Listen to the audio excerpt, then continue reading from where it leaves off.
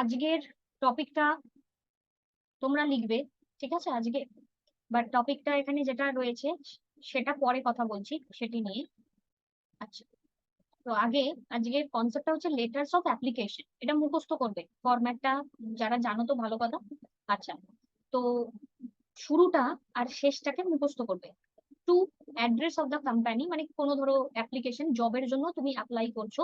তো again later writing এর যে বিভিন্ন আলাদা আলাদা ফরম্যাট গুলো হয়, আমি মান্থলি বেসিসে একটা একটা করে তোমাদের থেকে প্রোভাইড করে দেবো। এবং সেগুলোর প্রত্যেকটা শুরু শেষ বা থটটা তোমরা যেন মুখস্থ রাখো। যেমন আগের দিনকে একটা করিয়ে দিয়েছিলাম হারিয়ে গেছে বলে, রাইট?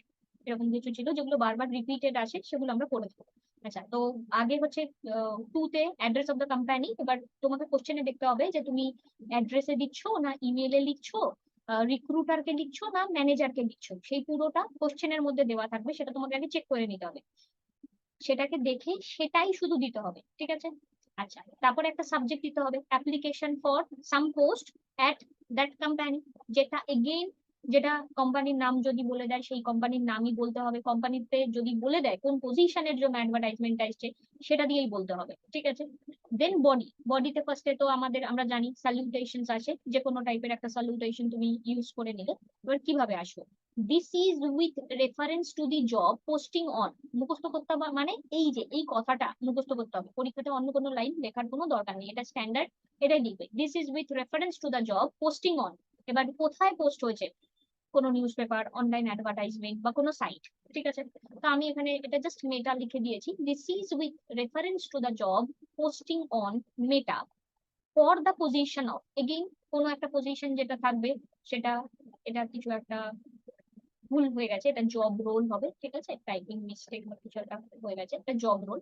পজিশন অফ, তো পজিশন অফ সেটা যেই পজিশনই থাক না কেন, ইন ইউর এস্টিমড অর্গানাইজেশন। তার মানে এই লাইনটা তোমরা মুখস্থ করবে, হ্যাঁ? This is with reference to the job posting on some location for the position of dash in your esteem organisation. Then I have carefully read the job criteria and I truly believe my qualifications and experience make me a perfect candidate for the job. I am keen on working with you. আমি carefully পড়ে নিয়েছি, job ক্রাইটেরিয়াটা ভালো করে, আমার qualification আমার experience এর সাথে যাচ্ছে। দ্যাটস ওয়াই আমি বলছি I am the perfect candidate for this job, এবং আমি খুবই আগ্রহী আপনার সাথে কাজ করার জন্য। এই যে ফার্স্ট এর প্যারাগ্রাফটা জাস্ট সিম্পলি মুখস্থ, কোনো কথা হবে না, এটা মুখস্থ হয়ে যাবে। দেন মেইন যে সেকেন্ড যে প্যারাগ্রাফটা, I am and then your details. এখানে তোমার ডিটেলস থাকবে, তুমি কি কোয়ালিফিকেশন আছে, কি এক্সপিরিয়েন্স আছে। খুব সাবধান, উপরে যেটা জিজ্ঞাসা করছে লাইক যে জব রোলটা থাকবে, তোমাকে কিন্তু তোমার তার রেসপেক্টে কোয়ালিফিকেশন বানিয়ে বানিয়ে লিখতে হবে। তোমাকে বানিয়ে বানিয়ে তার এক্সপিরিয়েন্স দিতে হবে, যদিও বা তুমি সেটা হও বা না হও। দেন হয়ে গেল।